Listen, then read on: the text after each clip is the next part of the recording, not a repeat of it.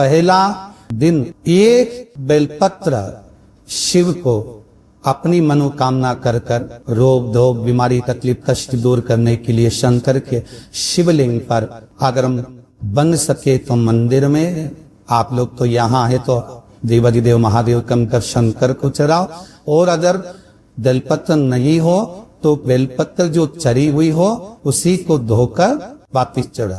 वापिस इस और सावन का महीना है, दिल से बाबा को हो जाएगा। चावल का एक आखा दाना जानते, पूरा खंडी चावल नहीं, कितना चावल, एक दाना चावल का शंकर भगवान के शिवलिंग पर समर्पित करिए। एक बेलपत्र जिसका डंडी का मुख अपनी ओर हो, जहाँ से चावल चढ़ाया है उस चावल के ऊपर अपनी कामना कर रख दीजिए। चंद्रमौली भगवान का स्मरण, शंकर भगवान का सर्वश्रेष्ठ सुंदर नाम है चंद्रमौली। चंद्रमौली भगवान का स्मरण करिए, अपनी कामना कर कर बेलपत्र समर्पित कर कर शिव जी पर एक लोटा पानी, एक जल पात्र समर्पित करो, कलश से जल चढ़ा दीजिए। नयनों में वह जल लगाकर अपनी कामना कर कर वापिस घर जो कामना करी है मेरा चंद्रमौली भोलेनाथ उसे पूर्ण करे।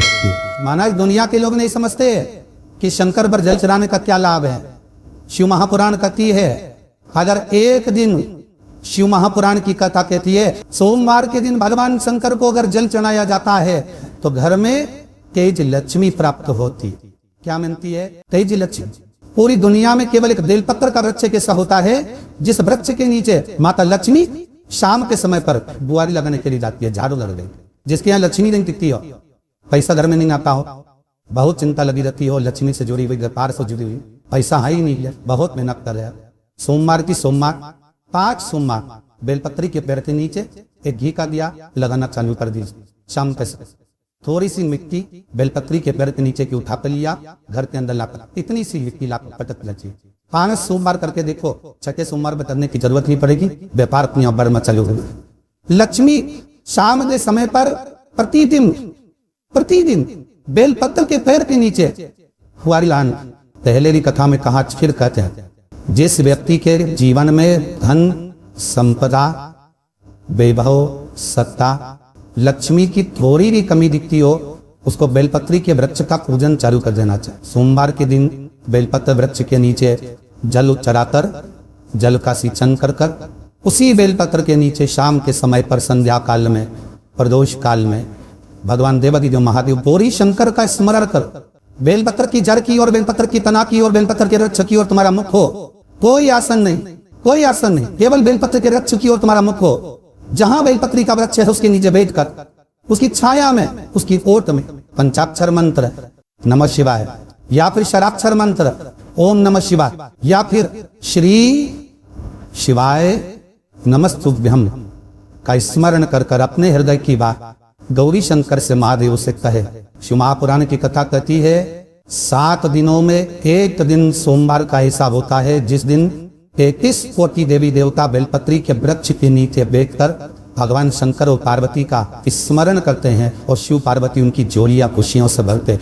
देवता भी जिनका भजन करना है वो बेलपत्री के वृक्ष, लक्ष्मी माँ लक्ष्मी भी बेलपत्र के वृक्ष के नीचे निरंतर विराजमान।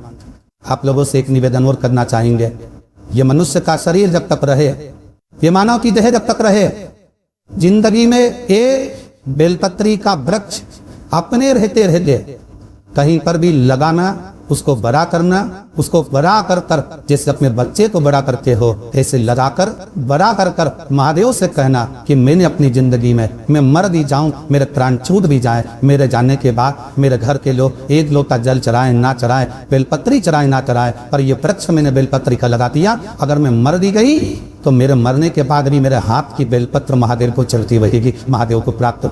लगाओ एक बेलपत्री के पौधे पर छोटे से बड़ा करो, बड़े से बड़ा करो, बड़े से बड़ा करो और बड़ा करने के बाद उसको कही तुम्हारी मर्जी पड़े जहां उस बेलपत्र के वृक्ष। तो भगवान शंकर को श्रावण प्रिय है।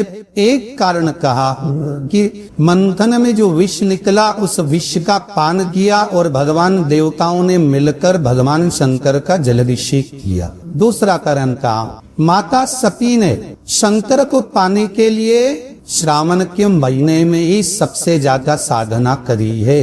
और क्या करा था माता सती ने, एक बालू का मिट्टी का शिवलिंग बनाती थी, प्रतिदिन शिवलिंग का निर्माण करती थी और शिवलिंग का निर्माण कर कर उसकी पूजन कर कर अर्चना कर कर उसका विसर्जन करती थी सती माता। और माता सती का नियम था भगवान शंकर को पाने के लिए शिवलिंग का हमारे यहाँ शिव महापुराण में लिखा है कि पार्थिव शिवलिंग का निर्माण होना चाहिए, और पार्थिव शिवलिंग का निर्माण करना है तो उसके लिए भी वर्णन करा गया। ब्राह्मण श्वेत मिट्टी के शिवलिंग का निर्माण करे, वैश्य पीली मिट्टी के शिवलिंग का निर्माण करे, क्षत्रिय लाल मिट्टी के शिवलिंग का निर्माण करे और शूद्र काली मिट्टी के शिवलिंग का निर्माण करे। कितना बड़ा शिवलिंग बनाना चाहिए? अगर हम पार्थिव शिवलिंग का निर्माण कर रहे हैं या हमारे घर में हम कोई मूर्ति रख रहे हैं या हमारे घर में हम कोई मूर्ति को विराजमान कर रहे हैं तो उस मूर्ति का भाव कितना बड़ा होना चाहिए। तो कहा जमीन पर अपने हस्त कमल को रख कर अंगूठे को ऊंचा कर कर देख लो, बस इतनी बड़ी मूर्ति घर के अंदर होना चाहिए, चाहे वो लड्डू गोपाल की हो, चाहे वो दुर्गा भवानी की हो, चाहे वो राम जी की हो, शंकर जी की हो, कृष्ण की हो, जिसकी रखना इतनी बड़ी मूर्ति घर के अंदर होना चाहिए। क्यों? इससे बड़ी अगर मूर्ति होती है तो जैसे मंदिर में सेवा होती है उतनी सेवा की उसको जरूरत पड़ती है, और अगर इससे छोटी मूर्ति होती है जितनी छोटी होगी उतनी सेवा कम करना पड़ती। तो मूर्ति जितनी छोटी होगी उतना सुख प्रदान करे, उतना आनंद दे। पर श्रावण के महीने में यदि आप रोज शिवलिंग नहीं बना सकते तो पूरे महीने में एक बार शंकर का शिवलिंग का पार्थिव शिवलिंग का निर्माण करना चाहिए, जरूर करना चाहिए। और पार्थिव शिवलिंग का निर्माण कर कर उसकी आराधना, उसकी अर्चना, उसकी पार्थिव शिवलिंग का जब भी निर्माण करे किसी थाली में या पात्र में जिसमें भी आप निर्माण कर रहे हैं वो उस पार्थिव शिवलिंग को बनाने से पहले उसके अंदर पात्र के अंदर एक बेलपत्र रखे। बेलपत्र क्या? आपको कथा में कल कहा था, बेलपत्र का वृक्ष माता पार्वती के नयन अश्रु से प्रकट हुआ है और रुद्राक्ष का वृक्ष शंकर भगवान के नयन अश्रु से प्रकट हुआ। तो बेलपत्र रखकर फिर उसके ऊपर शिवलिंग का निर्माण करे। लोग सीधे थाली में शिवलिंग बना देते हैं। माता पार्वती के हस्त कमल पर शिवलिंग का निर्माण है महाराज, हस्त कमल सुख देने के। तो भगवान शंकर के शिवलिंग का निर्माण करे। माता सती ने भी किया।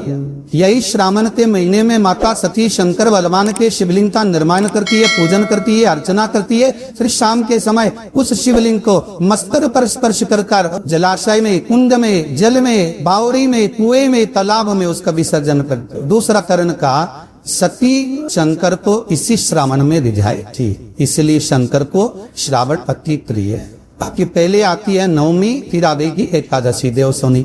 तो भंडारिया नवमी का मतलब क्या होता है? भंडारिया नवमी का स्मरण क्या होता है? आदि आपको कहा था 9 जला पर बेलपत्र जलती है। भंडारिया नवमी का मतलब ही है ये कि भगवान विष्णु सोने जाने से पहले नवमी तिथि के दिन 9 बेलपत्र भगवान शंकर को समर्पित कर भगवान शिव के मंदिर में बैठ कर भगवान शंकर की आराधना कर भगवान विष्णु लक्ष्मी जी के साथ अपनी सृष्टि का कार्यभार 4 महीने के लिए शंकर जी को सौंप देते हैं भंडारिया नवमी के दिन। और एकादशी के दिन से, देवसोनी एकादशी के दिन जब भगवान सोते हैं उस दिन से भगवान शंकर पूरे कार्यभार को देखते हैं। पूरे कार्यभार, जब कार्यभार सौंपा गया, भगवान शंकर सृष्टि का संचालन करने लगे, तब ब्रह्मा और विष्णु ने आकर शंकर जी की आराधना यही श्रावण के महीने में करी थी कि आपने पूरा कार्य अच्छे से संभाला, इसलिए शंकर को श्रावण अति प्रिय है। ये तीसरा कारण है शंकर को श्रावण प्रियता का। शंकर को श्रावण प्रिय चौथा कारण वर्णन करा कि ये कारण भगवान शंकर की आराधना माता पार्वती ने बाल्यपन से करी, खूब करे, खूब दिल से करे। भगवान शंकर खूब